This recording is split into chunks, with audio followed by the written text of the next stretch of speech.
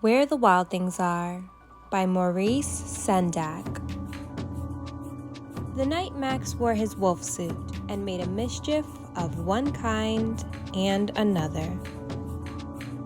His mother called him Wild Thing, and Max said, "I'll eat you up." So he was sent to bed without eating anything.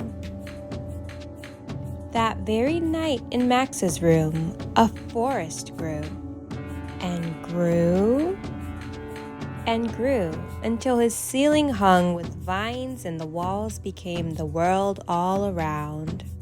And an ocean tumbled by with a private boat for Max, and he sailed off through night and day, and in and out of weeks and almost over a year to where the wild things are.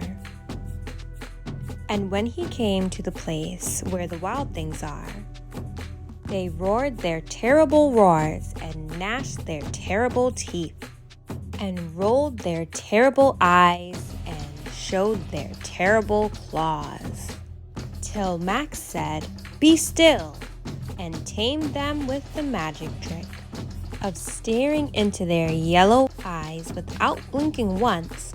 They were frightened and called him the most wild thing of all, and made him king of all wild things. "And now," cried Max, "let the wild rumpus start."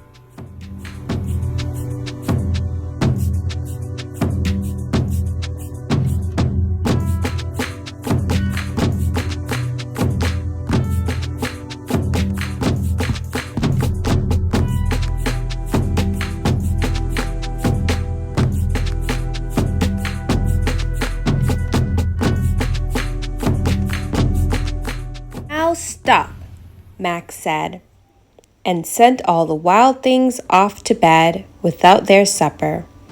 And Max, the king of all wild things, was lonely and wanted to be where someone loved him best of all. Then all around, from far away across the world, he smelled good things to eat. So he gave up being king of where the wild things are. But the wild things cried, "Oh, please don't go. We'll eat you up. We love you so." And Max said no. The wild things roared their terrible roars and gnashed their terrible teeth and rolled their terrible eyes and showed their terrible claws. But Max stepped onto his private boat and waved goodbye, and sailed back over a year and in and out of weeks and through a day, and into the night of his very own room where he found his supper waiting for him. And it was still hot. The end. Thank you for joining me for that story, Bedtime Buddies. Come back next time, and don't forget to subscribe.